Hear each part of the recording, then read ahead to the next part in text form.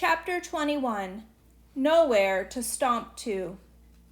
The index cards and envelopes I found in my mom's home office, which doubled as the treadmill room, and tripled as the guest bedroom, and quadrupled as the place where we dumped all the holiday stuff and anything else we didn't have a place for.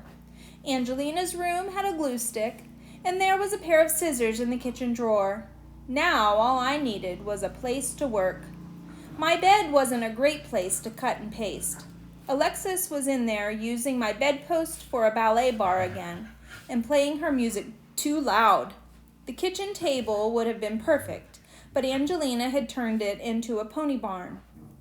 She'd used the paper shredder in Mom's office to make hay again, and it was scattered all over the floor. I went to the living room instead, where Mom and Dad were watching something with knights and swords on TV. Dad paused the show they were watching as I came in.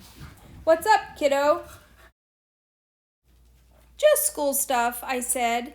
I set my things down on the coffee table and settled in. "Oh, I'm sorry, hon. We need you to find someplace else to work tonight," Mom said. "We're watching something you're not old enough to watch yet."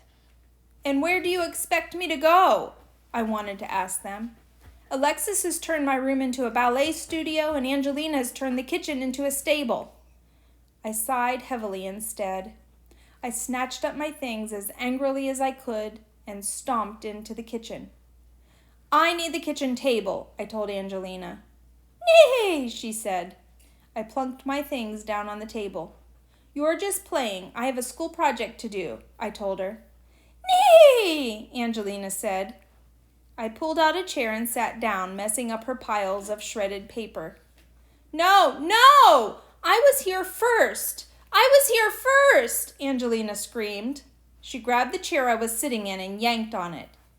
When she couldn't move it, she tried pulling me by the arm out of the chair. "Let go! I'm working!" "You're ruining it! You're ruining it!" "Angelina! Amy Ann!" my father called from the living room. "Enough!"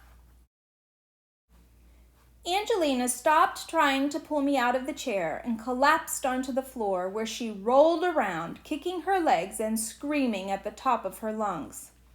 "Girls!" Dad bellowed from the living room. "I do not want to deal with this right now." "I was here first," Angelina wailed. "I was here first!" "Amy Ann," Mom called, "your sister was already using the kitchen. Find someplace else to work." I pushed my chair back from the table with as much noise as I could, picked up my things, and stomped out of the kitchen, kicking Angelina's piles of shredded paper into the air as I went. She wailed even louder, which made me feel good, even though I was steaming mad. I still needed somewhere to work. I wasn't going to fight another battle with Alexis in my room. Not after Angelina had already gotten my parents angry. And I needed more room than my old hideout, the bathroom. Angelina's fit and my parents yelling at us had woken the dogs and sent them scurrying into the hall, nubby tails down and unhappy. They didn't like it when we yelled, and they were looking for a place to hide like I was. Flotsam and Jetsam followed me into Mom's office. The bed was covered with boxes of Christmas decorations and blankets and camping gear we had never used, and Mom's desk was piled so high with papers and folders and boxes that it was useless. There was room on the floor, though. I plopped down with as much frustration as I could and spread out my envelopes and note cards, which Flotsam and Jetsam proceeded to step all over. "No, no," I told them, but they kept moving around, their tails wiggling in happiness as they bent my cards and envelopes. They weren't trying to be bad. They were just trying to get as close to me as possible, and since I was on the floor, they thought I was down there to pet them and play with them. I dodged the dog's big legs and collected all my things again and pushed past them into the hall. There wasn't a single place in this house I could work. I stomped through the kitchen again, where Angelina eyed me warily from underneath the table. I didn't even bother kicking her shredded paper.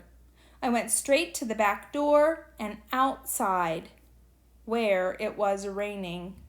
I dashed to Mom's car and jumped into the front passenger seat.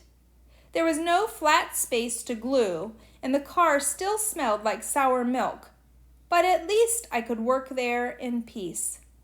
If only I could drive. Then I would have started the car and driven far, far away from there.